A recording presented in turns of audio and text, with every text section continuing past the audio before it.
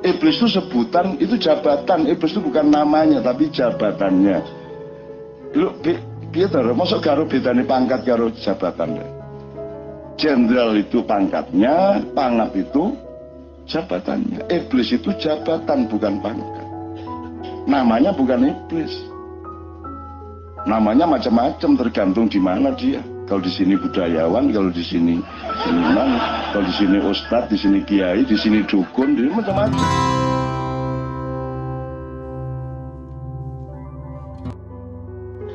Jadi ini saya ngelihat yang disebut evolusi ini, Ustaz. Kan manusia itu sebenarnya sama Tuhan tidak kok Nabi Adam dibikin nyuruh malaikat Israel untuk ambil tanah di Mojokerto gitu, golek lempung gitu, terus digawe tapel itu artinya jasad manusia baru disebul sama Allah. Itu kan nggak terus dibawain Quran lah, enggak ya toh? Udah pokoknya diciptakan gitu aja, terus udah disuruh diciptakannya juga Anda dijebak sama informasi Allah dan Anda nggak mau mikir. Kan Allah mengatakan ini jailun fil ardi khalifah, aku menciptakan khalifah di bumi, tapi ternyata ditaruh di surga. Kan gitu kan. Terus baru dibilang wala taqrabu hadhihi syajarah, jangan deketin pohon itu. Buah itu adalah buah haram sekali. Tadi katanya di bumi. Kok saiki di surga? Itu tidak ada yang nanya lu sampai sekarang. Tapi kan ngomongnya di bumi sampean. Ini gimana perdanya ini kan gitu. Ternyata di surga, terus nanti ada pohon yang dilarang dia mendekati dan seterusnya, kemudian digoda oleh iblis, dan iblis itu Adam tidak akan tergoda oleh iblis di Ahsani Taqwim, tidak akan tergoda. Cuma dia belum pernah ada pementasan teater di surga. Maka iblis ini datang dengan kostum Jibril. Jadi iblis datang dengan pakaian malaikat, dengan wajah malaikat, karena dia lebih senior daripada malaikat Jibril.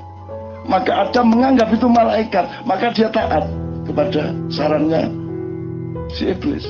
Karena iblis ini malaikat sebelumnya, sebelum dimutasi menjadi iblis. Tapi kualitasnya tetap kualitas malaikat. Iblis itu sebutan, itu jabatan. Iblis itu bukan namanya, tapi jabatannya. Lu Peter, masuk karo bedane pangkat karo jabatan. Jenderal itu pangkatnya, pangap itu jabatannya. Iblis itu jabatan, bukan pangkat. Namanya bukan iblis. Namanya macam-macam, tergantung di mana dia. Kalau di sini budayawan, kalau di sini seniman, kalau di sini ustadz, di sini kiai, di sini dukun, di sini macam-macam. Tergantung. Iblis kok ya.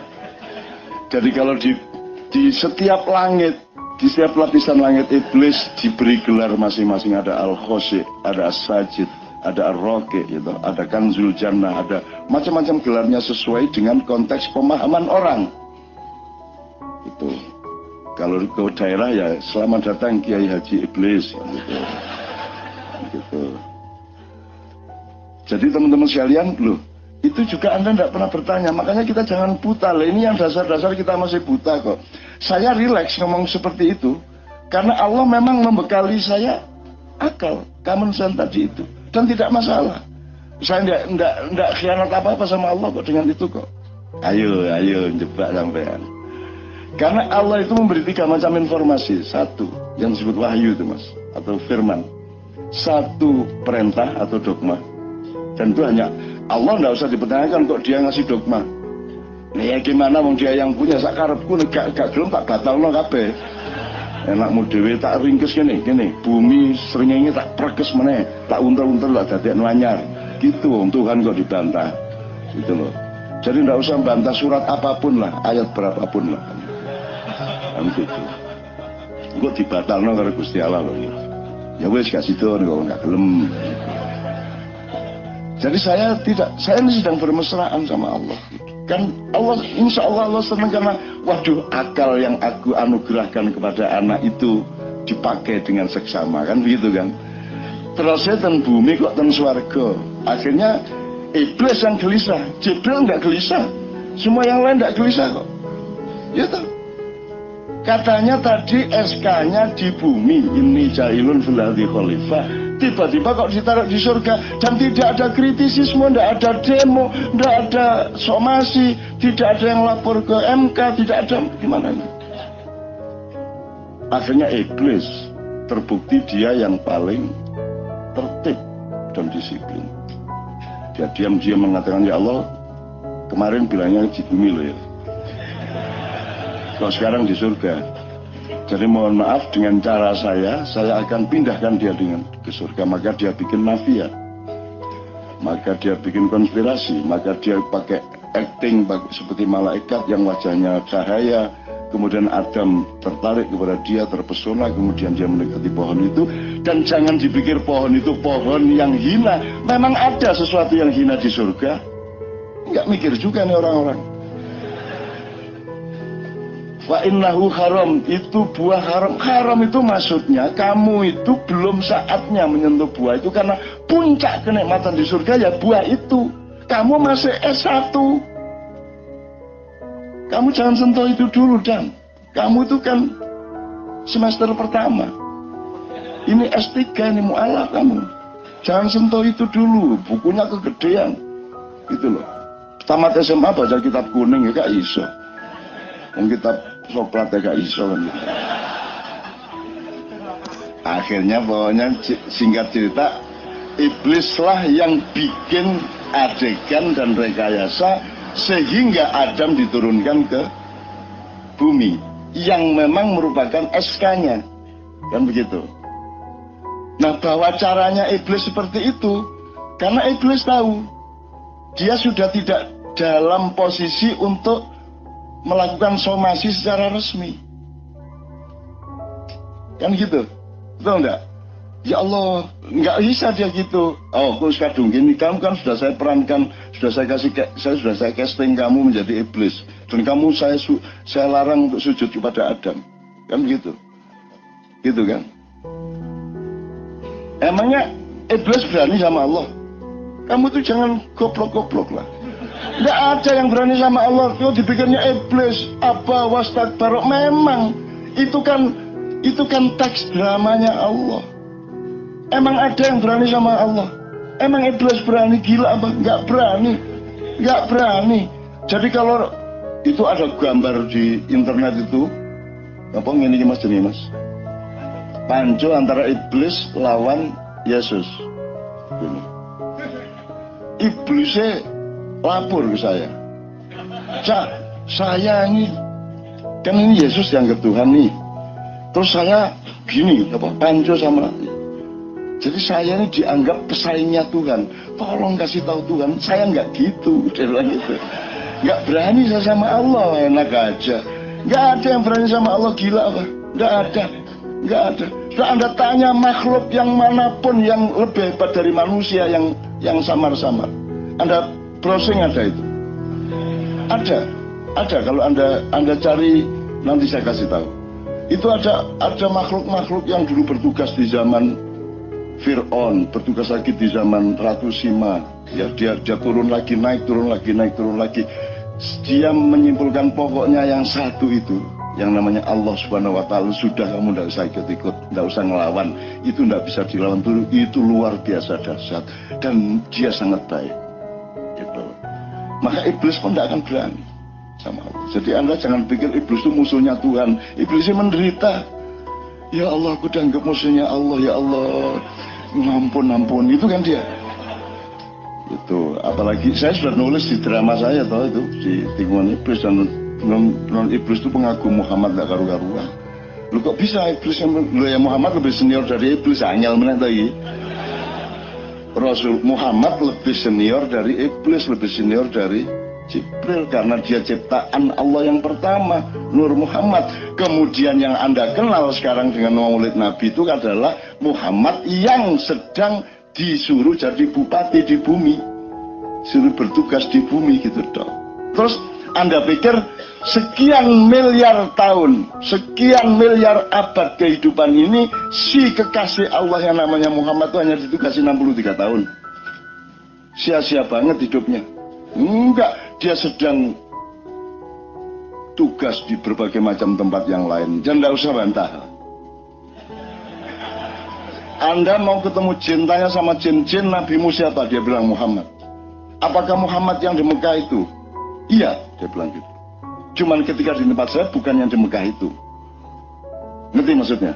Loh, makanya jangan terlalu buta. Kemungkinan dalam hidup tuh itu mengalir, mas, getaran itu. Hidup tuh getaran. Getaran. Makanya surga disebut, selalu menyebut sungai itu karena aliran. Kita nanti menguasai aliran, pengen ini jadi, pengen ini jadi, pengen ini jadi. Pokoknya kita menguasai aliran. Aliran itu ya bisa aliran air, aliran listrik, aliran apa saja. Semua yang sifatnya berjalan dan dinamis itu namanya aliran. Dan kita menguasai sungai di surga itu karena dia, Allah mengatakan mintah tial anhar. Kita di atas surga, kita memerintah sungai-sungai itu. Yang penting pada sungai bukan tanah yang berlubang, bukan airnya, tetapi alirannya. Nah, aliran ini yang engkau harus bawa kemana-mana. Kamu kesini untuk mengalir dan terus alirkan sampai bulan depan. Jangan berhenti di tengah jalan. Terus hidupku mengalir. Makanya kan visa'anin tadi ya Pastor. Oke, terakhir sebelum habis ya, saya terakhir. Jadi mengalir itu gini. Saya coba Anda ke Pulau Seribu. Ketika Anda naik perahu, tolong ambilkan ombak. Bisa nggak Anda? Yang bisa Anda ambil? Nah, Anda jangan terpukau sama air, karena yang ada pada air itu yang terpenting adalah ombaknya, getarannya, gelombangnya. Kan begitu. Jadi jangan percaya sama warna dan lukisannya dadang, karena yang penting adalah apa yang mengalir dan bergetar padanya. Manusia itu dengan dirinya sudah cukup untuk bikin baik, untuk bikin peradaban yang mulia sudah cukup. Dengan dirinya dok. Tidak usah Quran, tidak usah Injil, tidak usah apa-apa. Tidak usah sekolah, tidak. Asal kamu jadi manusia, aktif dan mengalir kemanusiaanmu, maka akan tercipta baldatun thayyibatun rabbun ghafur. Loh, ini beneran. Tapi kan manusia pemalas. Dia layak kilun, dia tidak maksimal menggunakan akalnya, hatinya juga selingkuh, hatinya tidak jujur dan seterusnya. Akhirnya terjadi keterpecahan dan keterkepingan kemanusiaan pada dirinya, sehingga kemudian pada generasi kedua setelah Adam sudah terjadi pembunuhan. Anda bisa semenderita-menderita Anda tidak pernah punya anak yang membunuh adiknya tuh, kakaknya tuh. Jadi bagaimana Anda merasa menderita itu? Adam manusia pertama baru percobaan itu sudah harus mengalami anaknya dibunuh oleh anaknya. Semenderita-menderitamu kan paling bayar kredit telat kan gitu. Kan begitu toh? Kan tidak, kalaupun sekarang terbunuh mas, tidak seperti Qabil dan Habil kok kasusnya. Paling kan ada mafia besar, yang satu ini debt collector kelas 1, terus gangguin ini, dibenci sama ini, disukai ini, akhirnya terjadi pertengkaran, akhirnya kasih pelajaran tuh si debt collector itu, diracun aja tuh anaknya, upamanya gitu ya, upamanya, dan seterusnya. Ini saya nggak ngomong siapa-siapa loh ya, kan tidak ada relevansinya toh, kecuali di dalam pikiran Anda sendiri Anda rangkai, itu tidak ada masalah. Tapi secara hukum saya tidak pernah ada sambungan-sambungan seperti itu. Iya. Anda tidak pernah mengalami seperti itu. Nah, Nabi Adam itu sudah cukup dengan dirinya tanpa pernah sekolah, tanpa pernah membaca.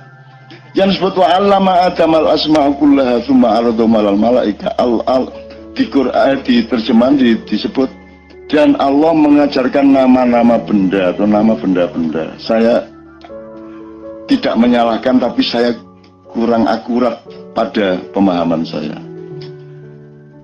Sekarang saya tanya, kata apa yang sekarang masih kita warisi dari Allah yang diajarkan kepada Adam? Kalau itu nama-nama benda, apa batu, apa batu itu hajar misalnya bahasa Arab atau apa? Yang mana? Kata yang mana yang diajarkan oleh Allah kepada Adam? yang pasti untuk diwariskan toh Ustaz. Untuk apa Adam diajari? Terus Adam diajari tidak untuk siapa-siapa yang lain, terus ngomong karo sopo. Masa Adam diajari untuk dirinya sendiri? Itu fakta pertama. Fakta yang kedua, kata kan lahir dari kesepakatan sosial. Itu dehem kan gitu kan. Karena rasonya itu kan, kata dehem itu kan sesuai dengan bunyinya. Dehem kan itu kan. Kalau di Jombang ada jajan namanya tak kriak. Rek tuh kono tak kriak pada gitu. Maksudnya tadi jadi ada kacang dibungkus apa? Tepung digoreng keras. Kalau makan tuh tak kriak gitu. Nah, itu terus disebut tak kriak. Itu kesepakatan. Di sebelah desa saya ada namanya Desa Swideng. Itu karena ada bom Belanda waktu perang Swideng. Loh ya apa? Itu kesepakatan. Jadi mana yang diajarkan Allah mana? Menurut saya itu fenomenologi yang diajarkan. Bahwa hidup itu nanti ada begini, ada begini, ada begini. Bukan kok ini batu dam, iki godong, enggak gitu menurut saya. Kalau cuma batu godong nama itu kan dia bisa bikin sendiri sama anaknya, ya toh bisa disepakati lah, iki asbak, iki rokok, kan gitu. Jadi cukup dengan dirinya sendiri, Adam sudah bisa menjadi manusia, bahkan insan kamil. Tapi kemudian karena manusia malas, kemudian rakus, kemudian materialistik, ya di zaman hancurnya di zaman Nabi Nuh kan karena rusaknya keluarga-keluarga. Hancurnya di zaman Nabi Lut kan karena homoseksualitas ya. Kemudian hancurnya umat di zaman Nabi Hud karena materialisme. Karena sangat individualistik, materialistik. Itu penyakit-penyakit yang kita sudah punya sekarang. Salah satu yang membuat Indonesia ini tidak diazab Allah secara besar-besaran seperti di zaman Nabi Nuh adalah karena sejahat-jahat orang di Indonesia itu baik sama keluarganya. Semuanya.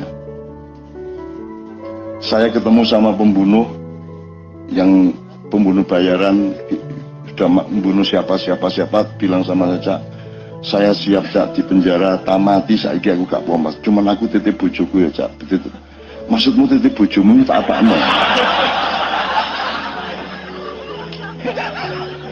Ini ketemu Habib Anis belain ya. Maksudnya titip bojomu.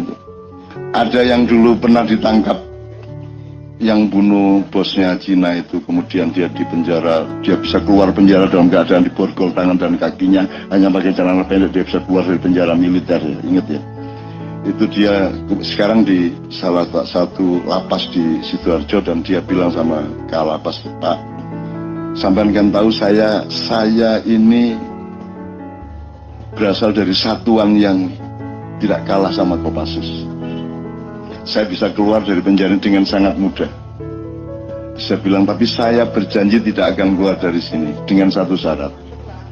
Kalapas bilang, apa syaratnya? Tolong saya dipertemukan sama Cak Nun. Udah, akhirnya Kalapas nyari saya datang ke penjara itu. Dan dia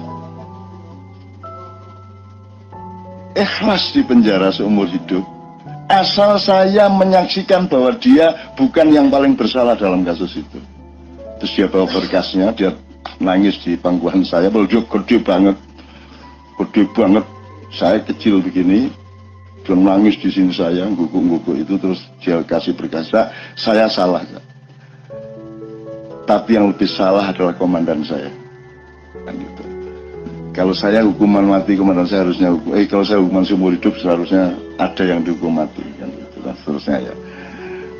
Jadi teman-teman sekalian, karena manusia tidak sungguh-sungguh, akhirnya katakanlah Tuhan ngalah, ya udahlah, kalau gitu tak kasih buku manual, tak kei panduan, tak kei map, ya, ibaratnya itu tak kei map. Maka muncullah Suhufi Ibrahim wa Musa. Muncul mushaf kecil semacam ya oret-oretan lah, gini loh hidup itu gitu. Dulunya kan enggak, dari Nabi Adam sampai sebelum Ibrahim itu enggak dikasih panduan apa-apa. Karena Allah sudah menciptakan ahsani takwim kok, sudah manusia yang masterpiece kok, udah beres kok. Tapi karena manusia tidak menggunakan akalnya dengan maksimal, ya, maka akhirnya Allah kasih panduan. Kemudian ternyata juga tidak menolong mereka. Makin lama makin rakus lagi, makin perang-perang lagi. Akhirnya panduannya dilengkapin. Kemudian menjadi kitab Taurat. Taurat dikembangkan lagi menjadi Zabur. Zabur dikembangkan lagi menjadi Injil. Injil disempurnakan menjadi Al-Quran. Nah, teman-teman sekalian, kenapa sekarang kita bertengkar mengenai agama ini, apa itu kafir atau bukan, calon ini atau itu dan seterusnya? Karena kita terjebak pada institusionalisasi. Kita terjebak pada pelembagaan. Bahwa menjadi orang Islam itu cukup, kan ada Islam adalah mengakui Allah, malaikat, nabi, kitab, dan hari akhir. Terus Islam adalah sholat 5 waktu sehari, puasa Ramadan, kan begitu jawabannya.